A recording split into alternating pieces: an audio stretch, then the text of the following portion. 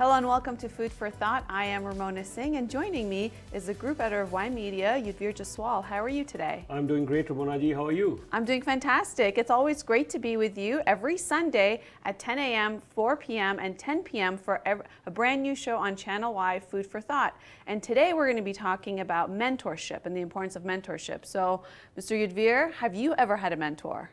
I won't say I've had one particular mentor, but definitely I've had many mentors. Why I'm saying many mentors? Because when I look at mentorship, as much as I wanted one mentor, and I'm in media business, but I always looked upon so many different people. First of all, I'll start with my spiritual thing. For my spiritual things, yes, I've had many different mentors who taught me so much about spirituality. Many people who used to come to our house when I was a kid. And then, of course, as I moved further, Buddhaji. I think for my spirituality, he's had an amazing effect on me. That's the spirituality part.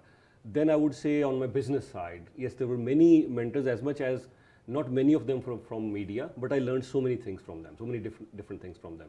Then if I look on my sports side, I've had many different mentors on my sports, in school, then in college. Even right now, while playing badminton, my coach, Ash, Imranji, they've all had a massive effect. So these are all my mentors. What about you?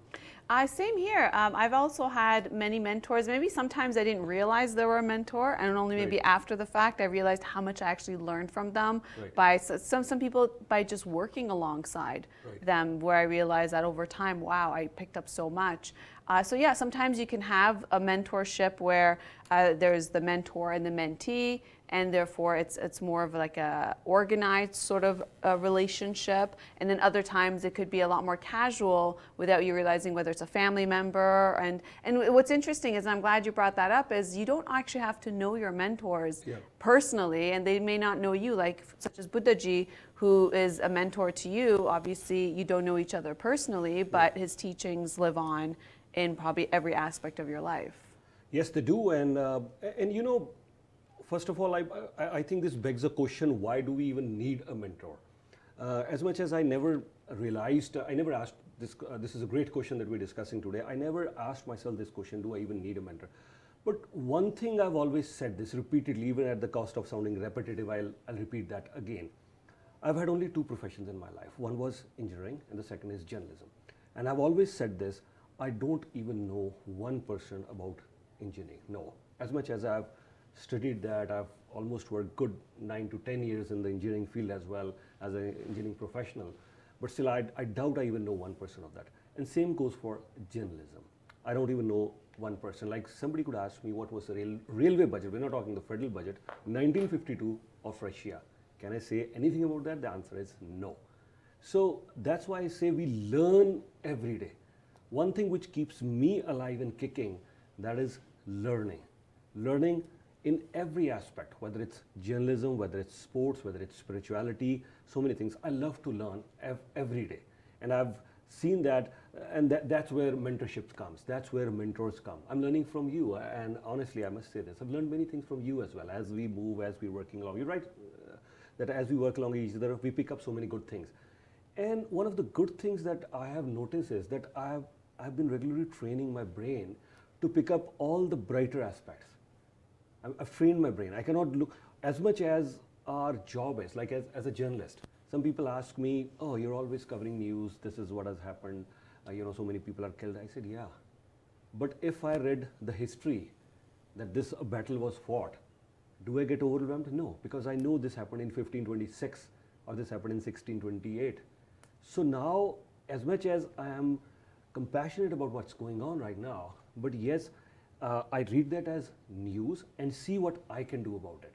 Second thing is that yes, I always question, I'm in a questioning mode. Say for instance, if there is any politician, people say, oh wow, you're so critical about that. I say, no, that's not my style. I'm not critical, I'm questioning. I'm just questioning, and they might be right, I could be right. Critical means I have an authority that I'm criticizing them. So I consider everyone, all those whom I'm learning, whether it's you, whether it's Mahinji, she's doing the recording, or anybody else I'm working at Y Media, or anybody else. So I consider all these my mentors. I have that learning mentality. That's what I keep all the time. What about you? Yeah, those are great points. I've learned a lot also working alongside you. And this actually reminds me of when you said in journalism and how you have learned so much through all of that journey in terms of interviews and the discussions and topics you cover. I remember I read something about Oprah Winfrey, or actually she said it, or I watched her interview when she said, she had a really tough upbringing, and obviously professionally being the first like black female in the in the industry. She said that she never had to take any therapy sessions because she learned so much from every guest she interviewed over her 25 years of her show, and also talking to her best friend, saying that so in a way, you're right, like covering all those topics and interviewing all those people, in a way they're providing some sort of mentorship in that time period. But going towards what a mentor is somebody who has experience, a vast experience about, through life experience, through knowledge that they could be able to provide for a mentee. And sometimes those relationships could be set up in a professional environment where you're new to an industry and you look for a mentor to be able to help you navigate around the new things that you're learning at your job, and how to be able to, grow faster, get a new perspective, which is really important, and also makes you realize if you have, a limiting or a strict perspective or a growing perspective, right? So those are a lot of things that you can learn from about yourself, but from your mentor. Yeah, and I think right from my childhood, and I'm sure everyone has some sort of experience. Our first initial mentors are our parents and grandparents. I consider them as our first initial mentors. Yeah. I've had a major impact of my grandmother. I wasn't fortunate enough to see my grandfather. He passed away early. But my grandmother, she's had a major impact on my life, my thought process, everything. Then my father, of course my mother as well. I think then second is our teachers. They teach us, and they certainly have some sort of impact on our, and I still consider them as our mentors as well. After teachers, I think that there is another category that we meet, that is the coaches in our life, who really, and if I think they have a major impact on our lives as well, whether they are teaching us life skills, whether they're teaching us business skills, or even in sports as well, then coaches. After coaches, then there is a specific thing, as we're discussing today, mentors.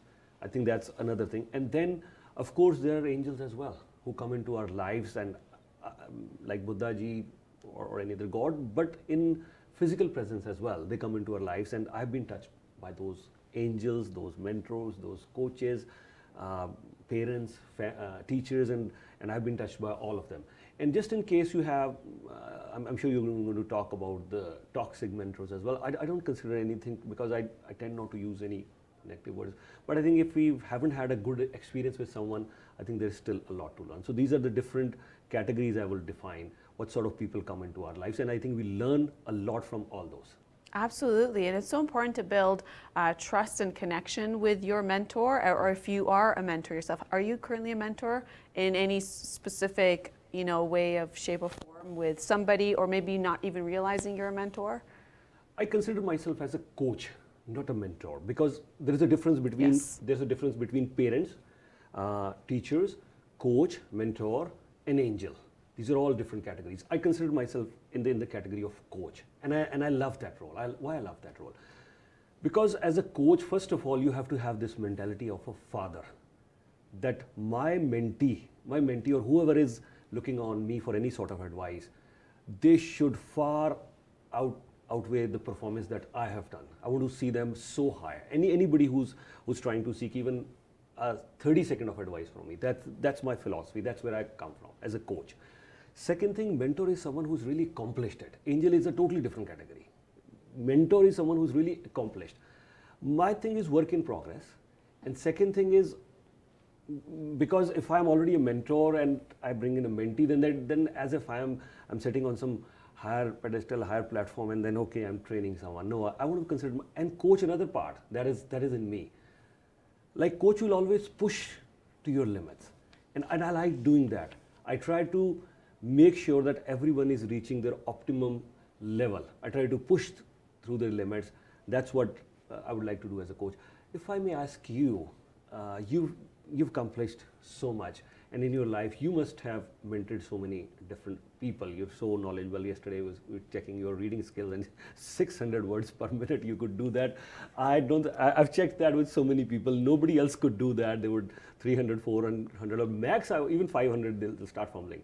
But you were there at 600. That was amazing. Let me compliment you. I learned it myself yesterday when we tested it, and I didn't at first know that we were testing it, so I wasn't really trying. And you're like, no, it's a test, and I'm like, oh, okay, then let me really try. Okay. So that was good, and that's after obviously I shared with you that it was so hard for me to have comprehension in reading because the school that I went to, taught us Hindi, Punjabi, English, and Farsi. And so that was really hard for me to get a grasp on one language. And it took me a long time to learn how to read. And so for me to understand or learn the fact that I could do 600 words a minute, that's quite an accomplishment for myself. So I'm happy about that. So thanks for letting me know on that. So I mean, doing all a lot of different, I've traveled a lot and I've worked in a lot of different professions, and I would have to say I've had a lot of mentors along the way. Absolutely. And at times, as I said, not realizing it was a mentorship until later on saying, you know what, that person had a huge impact on my experience in this field or in this country or whatever the case is. But yes, I think consciously I did take a role in terms of giving back, and it's so important to pay it forward. At a certain time where you're around people who may seek your advice, and then you realize, oh, okay, this is an opportunity where I should invest my time into somebody. And my relationships were a lot more informal and for a duration, like not a set duration of time, but like unlimited over years, where it's important to check in with that person and be a sounding board. And sometimes I realized that I was giving advice maybe that was unsolicited, right? Because you see something coming for that person because of the situation they're in. And so there's also that to be mindful of, is your advice solicited? Does the person want to hear it or not? So it's about weighing those as well. But we'll be right back after this commercial break to talk more about mentorship and the importance of it in our lives.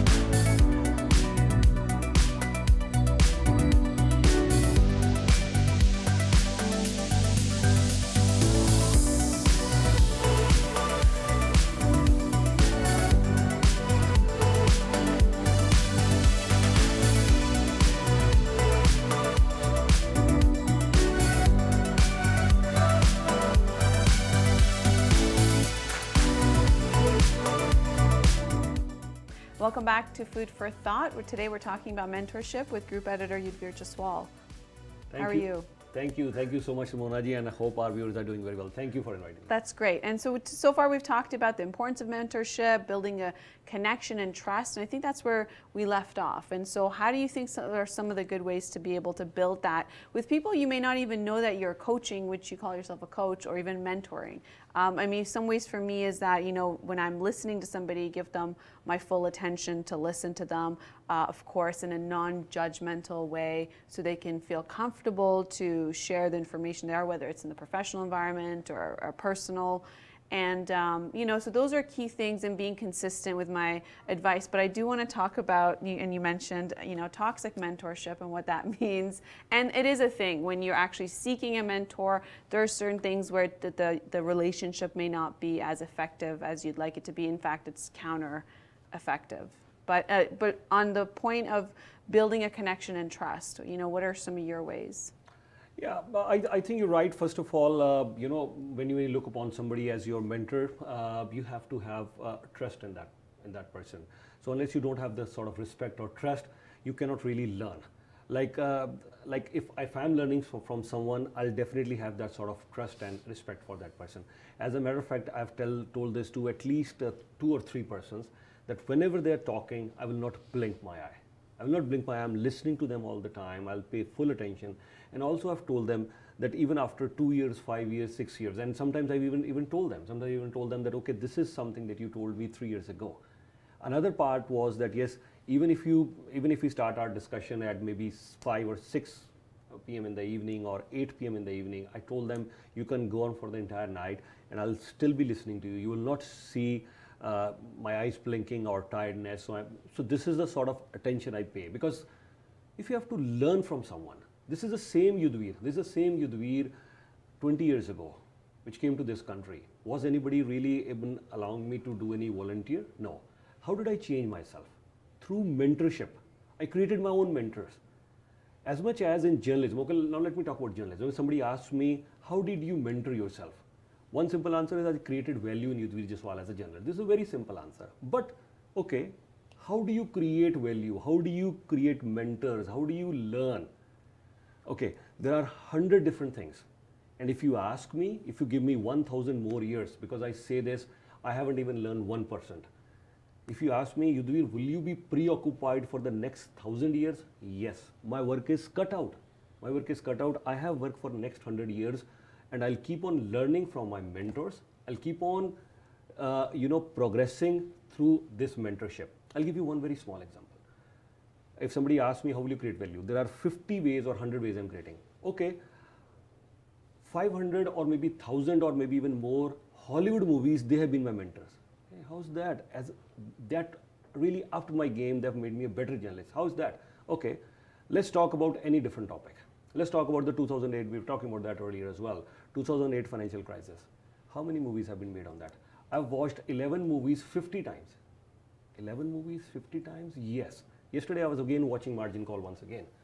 Any movie that was made on that, I tried watching all those movies and tried to analyze. That has upped my game, because these were based on real events. So I learned a lot from all those movies, whether it is Inside Job, Too Big to Fail, Margin Call, or so many other movies. So watch all these movies and I've learned what happened exactly in that 2008 financial crisis. And not much was shown in this movie, how it impacted Canada or some other countries. But I learned in that, because I'll stop the movie and I go on search while watching the movie, because when I watch it second, third, fourth time, I know what it's all about. But then I go on Wikipedia, I search all those things as well. So this is just one topic I'm talking about. Talk to me about the spy craft. I watch any movie which says CIA agent this, I'll definitely watch that movie. What happened during the Cold War, what happened during all these eras, I got to watch that movie. I learned a lot about the spy craft. Next point, if I have to learn about history, as much as I love watching Meryl Streep, she got the Oscars also, the Academy Award for Iron Lady. But what do you learn from that? Margaret Thatcher, her character, how she fought with the steel unions, how she shaped her career. She was a very shy person, and at that time, even becoming a member of parliament, that wasn't really considered a thing. But how did all that happen? So movies could be your mentors. Any individuals could be your mentor. You could look upon anybody as your mentor, provided the basic criteria. I want to learn every day. That's with me.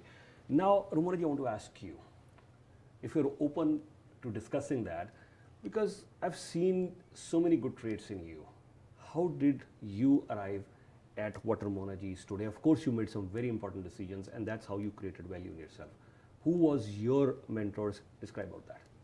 I have different mentors for different things I want to achieve. Okay. And so sometimes I'll know the gap of where I am and where I want to go, and then I'll seek for the mentor that I need, and mentors, not just even one.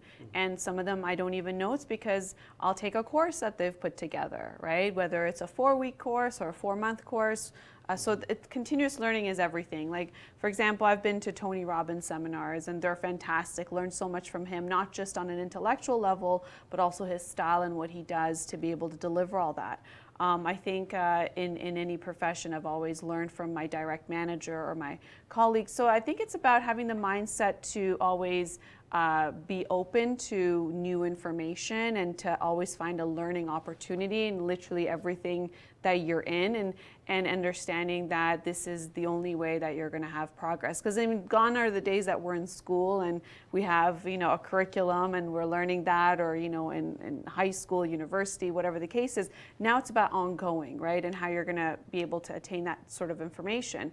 But I want to also focus on people who, you know, get into a profession and they actually seek for a mentor, and sometimes they'll search for a person, or they'll email them, call them, or go to them and say, can you mentor me through, you know, my career? I'm new from university. And I think those are really important to be able to know if the person, when somebody asks you, do you have the time to do it, right? Because there's, you know, you're busy with your life, but also someone's asking you for your time to give to them, and for you to do it in a way that supports them, and also not just to tell them what to do, but to hear their perspective, understand the challenges that they may be going through, and help them navigate without interfering their space and boundaries. So I think when it comes to those relationships that are set up in understanding your mentor-mentee situation, or whether you're a coach or a coachee, then, you know, like for a coach, it's more targeted for progressing like a specific, you know, whether it's sports, right? You want to hit a criteria, you want to hit a goal, and it's specific to that. Whereas mentor could be somebody you'd have in your life for many years, endless years, where it's not as defined about the things that they're mentoring you on, because it could be multiple different things.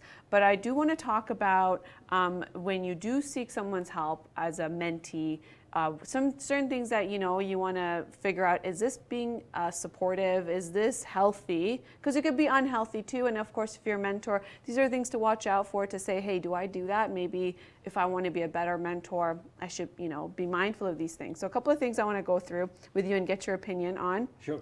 Is that if a mentor is only self-focused, right? So when a mentee comes to you, they're not really there they're there for advice and support and guidance, but if you spend most of your time talking about yourself and less time, you know, being an attentive listener, then chances are you're probably not, you know, being the best mentor, because essentially it's not your hour of just, you know, talking about yourself, and they should just oblige. Second thing is lacking in encouragement, right? So failing to acknowledge when they've done something positive. So it's because it's a give and take. It's not about you know, and if you miss that, the person goes unnoticed, which can be, you know, undermining for a mentee. What do you think of those two things that I just mentioned? Yeah, first things first. I think a mentor or a coach or a teacher should always, like this is from my personal experience I'm saying. I think I always learn whenever I'm coaching or whenever discussing anything. You asked me, so I consider myself as a coach, but you know, I don't even see myself as a coach, because I see the other person is also as my mentor. Why? Because I'm learning. It's a two-way process. Like just yesterday, you asked actually day before yesterday, you asked a very interesting question. And that, as much as my vision for taking Y Media to a different trajectory, I saw it, my vision is clear, this is clear. But you asked a very interesting question. Where do we see the growth? That was a brilliant question that you asked. Now I am forced to think upon that, how do I really categorize it, articulate it, put it down, jot it down, and start working on that point by point and justify your question. So it's a two-way process all the time. It's not just like my coach, like my badminton coach. Ajmal is a great guy. Ash, Imran, these are great guys right now. But here I am as a student. They are my coaches. They're my teachers. And if Imranji and Ashji would not have taught me badminton, I think it would have taken me years. Even if I take both these guys out of the equation right now, I don't think so. The player I became in the first 2 years, I wouldn't have been that sort of player, especially at this age now. But just because Imranji and Ashji, now like my coach Ash teaches us so many things, and mind you, I'm saying this, putting this on record, he's never charged me a single dollar. That's another very good highlight, because they're all passionate about their craft. I'll even, not digressing too much from the issue, the current Chief Minister of Punjab, Bhagwant Mann, I've interviewed him many times, I've met him. I still remember a day, he came, because he was a comedian earlier, right? He came here, I was taking him to a radio studio, and we were sitting outside. And as much as we were about to go inside, now today he's become the Chief Minister now, we were about to go inside, and you know, he started, sharing some jokes with us because he's a comedian. That's his passion. So, and we didn't pay him anything for that, but he kept on, sharing jokes. He kept on cracking jokes to a point where somebody had to request that, sir, you're sharing your jokes as much as we're loving it, we're enjoying it, but the time is past and we need to do our interview. Now he's become the chief minister. Another very important influential, the leading person in the Punjabi movies, Harbhajan Mann. Now this guy, I took him around for a movie promotion, and suddenly we went to a studio. He saw a harmonium there, and he started playing harmonium and singing for those guys. So any mentor, any coach, they should be very passionate. You're saying about some wrong advice, yes, it could be, but if you see the passion, if you see that thing, I asked a question the other day to Simranji, where do you see love the most? In eyes. And where do you see vision the most? In eyes. Where do you see passion the most? In eyes. Everything is, that's why they say eyes are the reflection of a human, because in a coach you will find that. In a mentor you will find that in his eyes, that when he's teaching you, whether it's badminton, okay, how to serve, how to play a smash, in his eyes you can see whether he's just teaching you for his hours, to fill his hours, that okay, now this is done, a tick box and this much is your payment, or he's really passionate to teach you. What's your take on this? Yeah, you're absolutely right about that.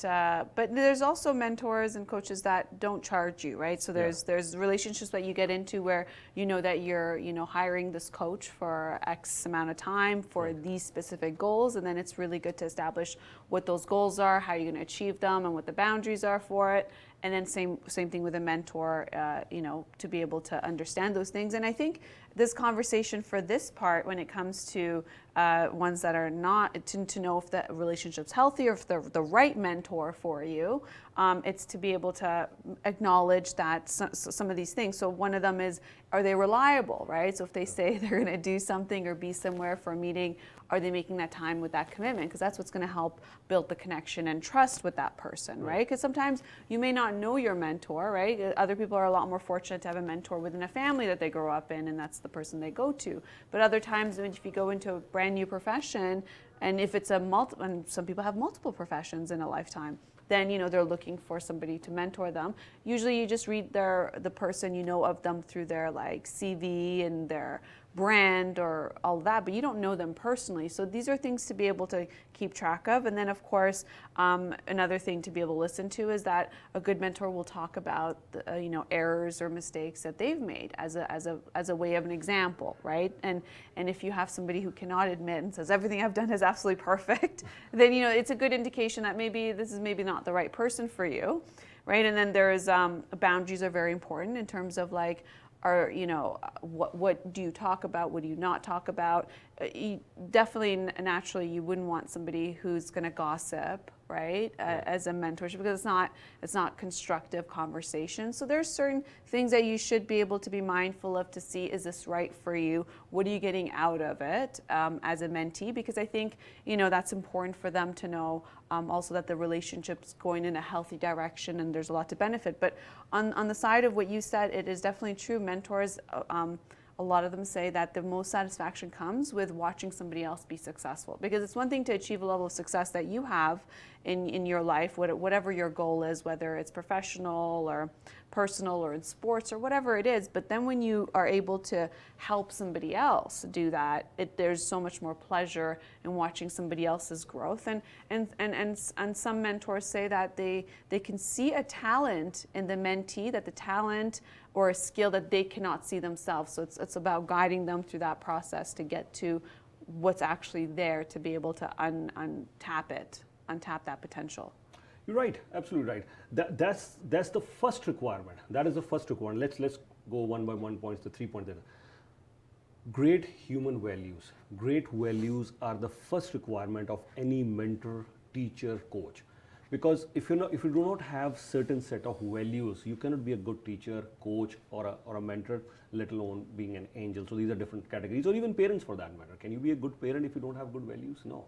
So that is the prerequisite of being a good coach or a good mentor. So great human values, that's number one. Second, you have to have that charisma. You should be inspiring. If I'm looking upon someone, the person should be inspiring. he should be changing my course of life. So if that person is not inspiring, if I don't get positive vibes from that person, if I'm not more energized, more motivated, more inspired to do better things in life, then you're right, I need to give it a second thought, that is this the right mentor, is this the right coach for me? Like, and to a point, like I'll again give the example of my badminton coach, to a point that I started inventing my own shots. I'll give you an example. Yesterday what happened, I met a guy, I'll see if I can say his name. His name is Jaswinder Singh. Now this guy, Jaswinder Singh, he has been under 17 captain of the Indian hockey team. They won gold there, under 19 captain. Then he went on to represent India. He's won many tournaments. Then he went on to represent India. And he was member of the gold medal winning team. He's from Punjab and Haryana capital, Chandigarh. This guy, Jaswinder Singh. So he called me and he says, I listen to your radio show. I've been here for a few years now and it's great. And I want to come and play with you guys. And yesterday he showed up and we played badminton together. After this, he said, your wrist work is great. How did I said, these are my two coaches.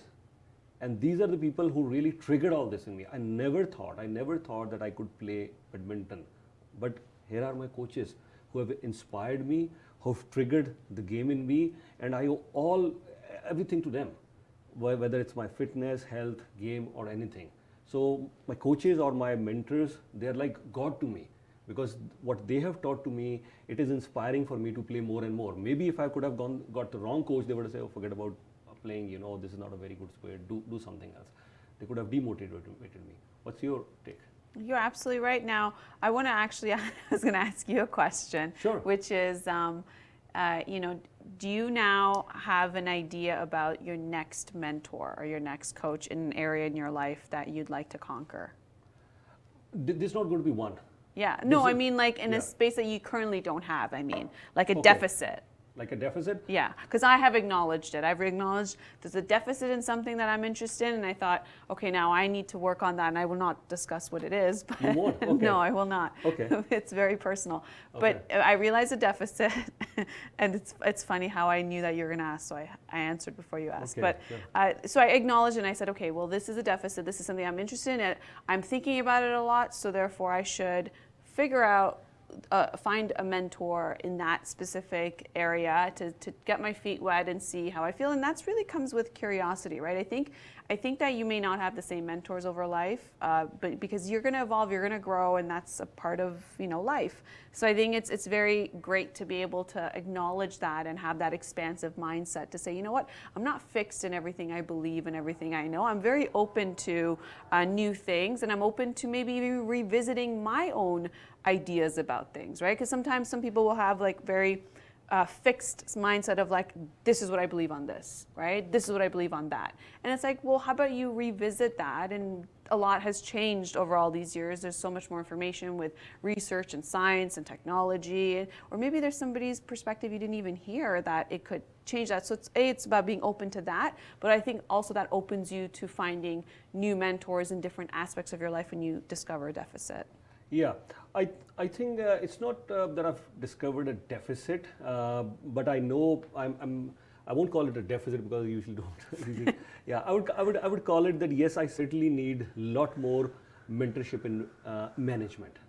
That's one area that I think, of course there are many other areas as well. I'll keep on seeking a lot more things in spirituality. As much as I think I'm blessed to learn quite a lot of things, learn how much I've implemented, that is, it's a very ongoing process right now.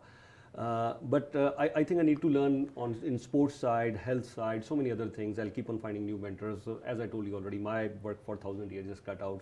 I don't know how much my life is. Yeah, but the most important thing is management. How do I manage, and especially human resource?